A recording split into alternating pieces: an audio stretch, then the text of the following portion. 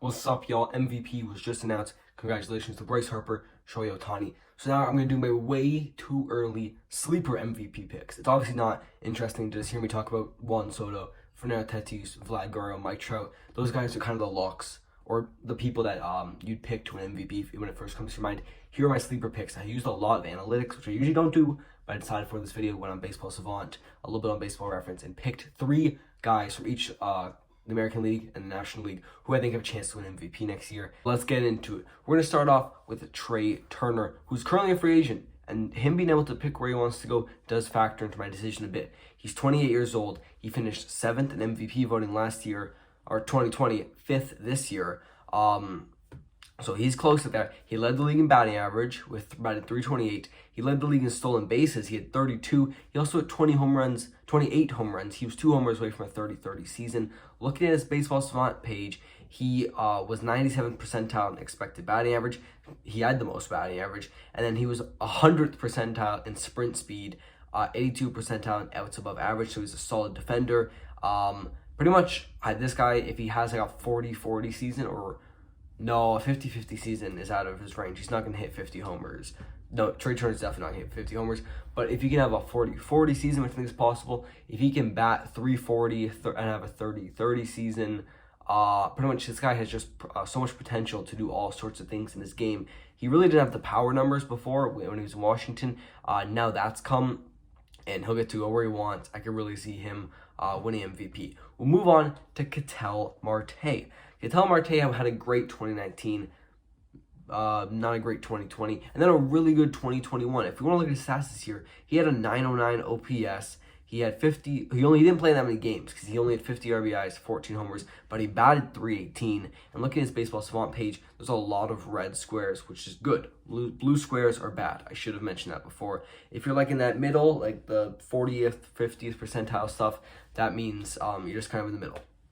98th percentile in expected batting average, 87th in expected WOBA, 86 in hard hit percentage, 81 in expected slugging percentage. The important numbers for me are always the slugging percentage and how hard, and the exit velocity, how hard they're hitting the ball. That usually shows that they have potential to build on it and have a great season upcoming. So Ketel Marte and Trea Turner, 2 guys who are in the NL West and are both probably not going to be on their teams next year. I don't think the Diamondbacks keep Ketel. And then my last guy is really kind of a shot in the dark. It's Rhys Hoskins. He was having an amazing season up until he got injured. He didn't play too much. He's kind of a guy where he hits lots of homers, doesn't strike out a lot, walks a lot, which is kind of the new age baseball. But there we go. Yeah, so like he's 29th percentile in K percentage. But the numbers I like are the 93rd percentile expected slugging, 90th in expected WOBA, 94th in barrel percentage, and he had a really good year before he got hurt. 864 OPS.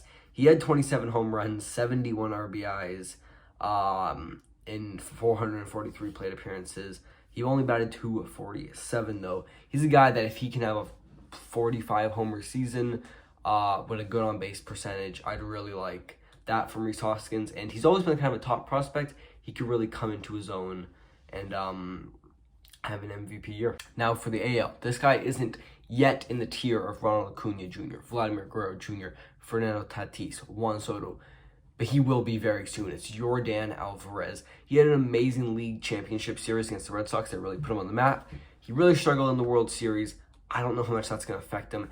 This guy's been an amazing hitter for his entire career. So look at this damn 2021 MLB percentile rankings of Baseball Savant.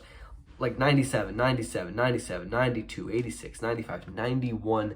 Absolute wild season from Yordan Alvarez, and it feels like no one talks about him. If I bring up MLB The Show, he's a gold on MLB The Show. Well, a guy like, he's an 83 overall on MLB The Show. Cal Tucker's an 89. Like, Yordan Alvarez is better than Cal Tucker. Alvarez doesn't bring the defense or speed that a guy like Tucker does, but still, the hitting is crazy. Career stats for Yordan Alvarez: 150 OPS plus, 948 OPS.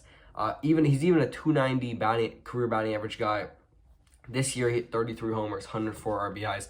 This guy's going to win MVP this year. He is going to have to put up pretty crazy numbers considering he is a DH, but I don't think 45 to 50 homers, 125 RBIs, and a 1 OPS season is out of this guy's range at all. He's going to be humongous for Houston, especially if they lose Carlos Correa. We're talking about guys that can jump up into that range. Luis Robert is there for sure. He came up in 2020, had a great 2020. This year, he missed a lot of time with the injury. When he came back, he was kind of dominant. What was his stats this year? In the small games he played, just 300 plate appearances, he had a 946 OPS. He even hit 13 homers, 43 RBIs. He batted .338 this year to go along with great defense, great speed. He's got the 5 tools. Right now he's like a Ronald Acuna light. He could definitely just be up there at the same level after a really good 2022. Excited for Luis Robert. And then my final pick, kind of like the Rhys Hoskins one, it's a Bobby Dahlbeck. He had a lot of hype going into this year because of the analytics. Struggled really badly at the start, got hot towards the end of the year, and now looking at his baseball savant, he doesn't hit for batting average, but he was 98th percentile in barrel percentage, 96th in exit velocity, 87th in expected slugging, and overall a 792 OPS is all right. 25 bombs though. I see some potential in Bobby Dahlbeck for Boston. It also depends what happens with Kyle Schwarber there and what happens with just first base there in general, because I know they're kind of looking for people there. But those are my sleeper MVP picks. Hope you guys enjoyed. I'm out. Peace.